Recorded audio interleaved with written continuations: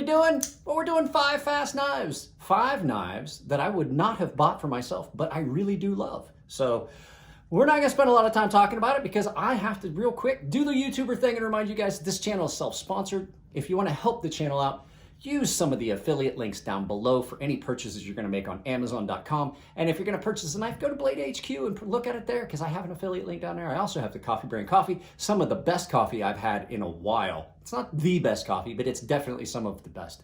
All right, guys, that's it. Let's turn this around and talk about it from above. But first, turn down the volume because here comes a little bit of music.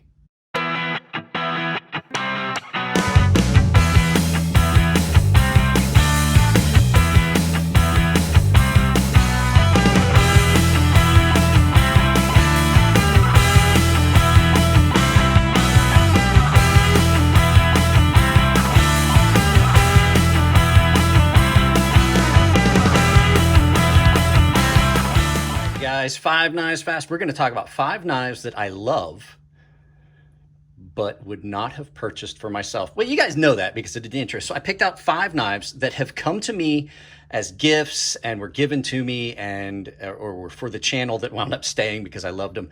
So we're going to take a look at these. You know, we always go with the middle. So we're going to take a look at them. I'm going to tell you why I love the knife, and I'm going to tell you why I wouldn't have purchased it for myself. There's a handful of reasons on some of them. So let's go ahead and get all the other ones out of the way and take a look at the PMP Big Boy. All right. So this is that PMP Big Boy that Winston Cobretti gave me, and it's a gift. And this thing is an amazing, amazing knife. I really love it. But I had never heard of it before. And the fact was, once I saw it, somebody told me about all PMP knives. I hadn't really heard of it, and I really wasn't that interested in it. I looked at it, it seemed like it was kind of plain. And, you know, things don't always translate in pictures. And like I said, I'm not a fan of these pocket clips typically. And it just doesn't have anything about it that really stands out until I got it in hand. And I got it in hand, the balance on it, everything, super, super light, really nice. 14C28 end blade. The machining and everything is done on it really, really well. It has all the things about it that I love in a knife. The balance is just about perfect, a little bit of weight forward, nice, thin, broad blade. The handle fills my hand really well. So it's a good cutter with very, very little fatigue. Action on it is impeccable. It has got some beautiful, beautiful action. It's got a good bit of milling done on it on the inside for it to lighten it. And then, you know, all the others, even the pocket clip. I do complain about the pocket clip moving. The pocket clip, you can't say there's anything hot spotty about that pocket clip.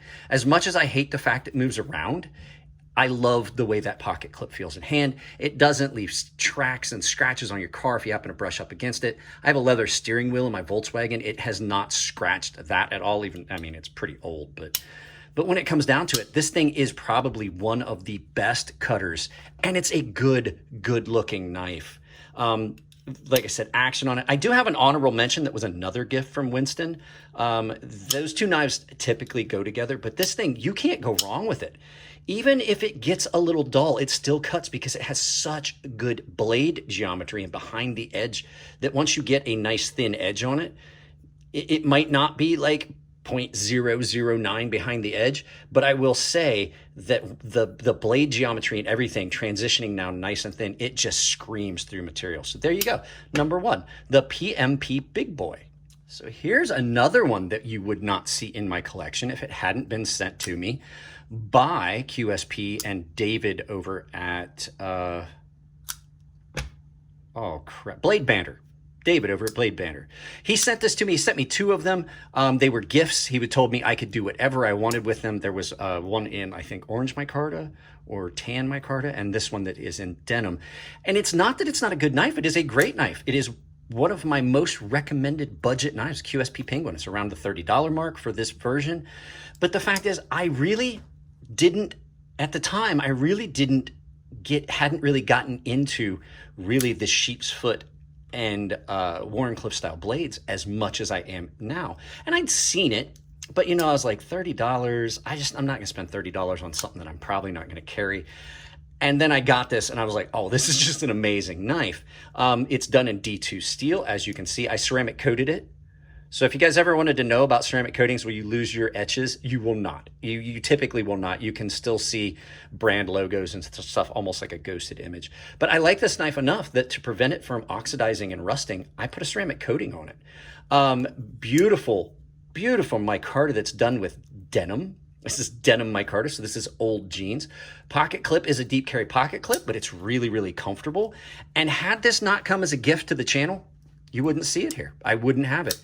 I love the fact this is also one of the knives that got me into liner locks really heavily, because I realized real quickly that once deployed, I was like, these better I said it before, liner locks used to be horrible. They were unreliable. They were done in crappy materials. The lockup wasn't good on them. But we've reached a point now where liner locks are as good as frame locks, but they are better because they're more comfortable. This is just a not good. This is a great all around EDC. And at $30 for this version, I can't see, like I see a lot of people getting the titanium, the really expensive version. I'm like, keep that. I love micarta. I don't want a frame lock. I want this liner lock just like this at $30. For me, beats the high dollar Damasteel titanium version. You can just keep that for guys that want to waste money. I will keep this. There you go. The QSP Penguin, the D2 and micarta version.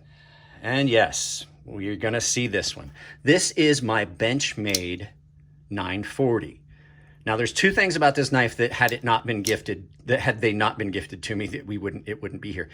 I love the Benchmade 940. I love the story behind it. I love the fact that it's still such a popular knife, even though Osborne has passed. I love the design of the knife. I love the way it feels in hand. I love how it is a full-size EDC in a very pocket-friendly size. It does not eat up a lot of pocket space.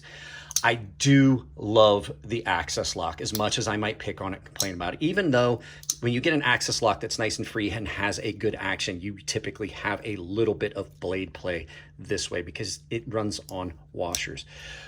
For as much as I love this knife, though, I could never justify the limited carry that a knife like this would get with a very thick, very narrow blade coming down to a very thick behind the edge. I could not justify the price for the point of carry.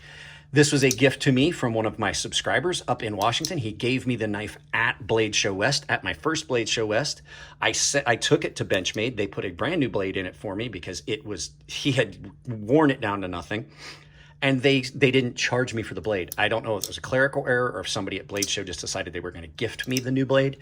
So that happened. And then Jojo Jeep, who is also one of my subscribers, asked me if I would like an S90V blade to replace the S30V that I really don't like. So not only was the knife gifted, I have an extra blade for this if anything ever happens to this. So I'm really stoked about it. But like I said, I would never have purchased this knife for myself if it had been a gift. I have to say, this is such a comfortable knife. The only thing I would say is it definitely needs a thinner profile. Benchmade, if you ever listen to anything I'm telling you, come up with a way, get rid of this swedge, grind it all the way up, do a deeper hollow, and just get it thinner behind the edge, because it's a great knife that could perform better if you just do a couple things. But there you go.